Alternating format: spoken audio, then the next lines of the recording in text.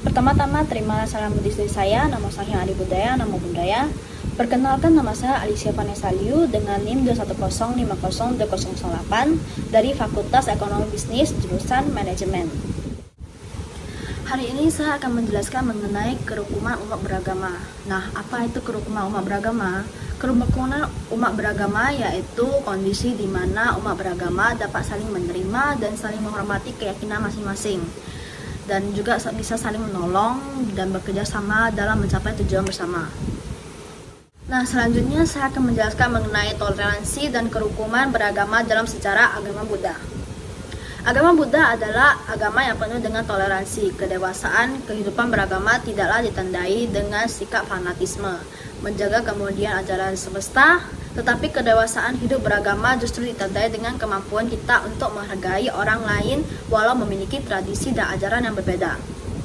Dalam sejarah perkembangan agama Buddha dikembangkan dengan semangat cinta kasih, bukan dengan kekuasaan apalagi dengan kekerasan.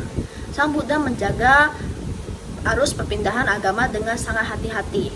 Jenderal Siha semula adalah penganut dan penunjang agama Jaina, mengajukan permohonan untuk diterima sebagai upasaka.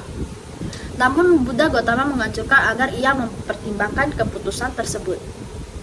Mengingat pengaruh dan kedudukan jenderal itu sendiri, sikap ini membuat Siha menjadi semakin kagum kepada Buddha.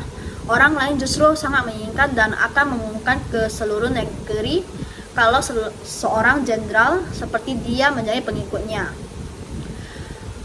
Seorang hartawan terkemuka yang diutus oleh gurunya Ninggata Nataputra, seorang penganut agama Hindu Jaina, untuk berdialog dengan Sang Buddha mengenai hukum karma.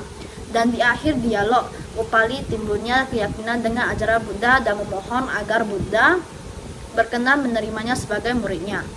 Sang Buddha bukannya langsung menerima beliau, tapi malah mengajukan Upali untuk mempertimbangkannya dengan sabda sebagai berikut.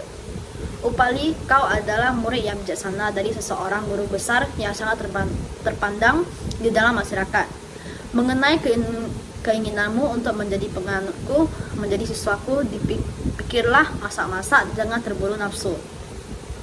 Sang Buddha menolak permintaan Jenderal Siha dan Upali sampai 3 kali, dan sampai ketiga kalinya, akhirnya Buddha baru bersedia menerima mereka dengan syarat agar ia tetap menghormati bekas agamanya dan tetap menyokong mantan gurunya.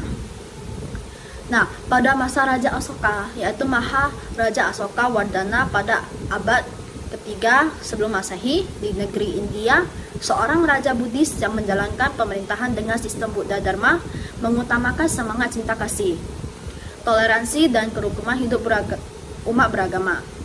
Raja Asoka telah mencangkan dekretnya tentang toleransi dan kerukunan hidup beragama. Yang dekretnya itu terkenal dengan nama Dekret Asoka, yang tertata dalam Prasasti Batu Kalingga 12. Dekret Asoka tersebut telah dipahatkan di atas prasasti batu cadas yang berbunyi Prasasti Raja Asoka dengan isi sebagai berikut. Bila kita menghormati agama sendiri, janganlah lalu mencemohkan dan menghina agama lain. Seharusnya kita menghargai pula agama-agama lainnya. Dengan demikian, kita akan berkembang, di samping kita juga memberikan bantuan bagi agama-agama lainnya. Bila berbuat sebaiknya, berarti kita yang telah menggali liang kubur bagi agama kita sendiri. Di samping kita membuat celaka bagi agama lain, siapa yang menghormati agamanya tetapi menghina agama-agama lain dengan pikiran bahwa dengan berbuat demikian ia merasa telah melakukan hal-hal yang baik bagi agamanya sendiri, maka sebaliknya hal ini akan memberikan pukulan kepada agamanya dengan serius. Maka karena itu toleransi, kerukunan, dan kerjasama sangat diharapkan sekali dengan jalan suka juga mendengarkan ajaran-ajaran agama lainnya. Nah, selanjutnya saya akan menjelaskan mengenai manfaat kerukunan umat beragama. Nah, apa saja manfaat yang kita terima apabila kita melaksanakan kerukunan umat beragama? Yang pertama yaitu kita dapat terhindar dari adanya perpecahan antar umat beragama. Nah, selanjutnya kita juga dapat membuat keamanan lingkungan semakin terjaga, dan sikap saling tolong menolong kita akan jadi sering terjadi.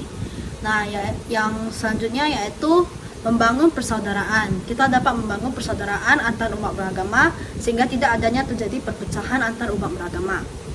Nah, yang terakhir yaitu kesejahteraan hidup kita akan meningkat. Sekian dari penjelasan saya mengenai kerukunan umat beragama. Mohon maaf apabila ada kesalahan kata dan terima kasih telah memberikan kesempatan untuk menjelaskan mengenai kerukunan umat beragama.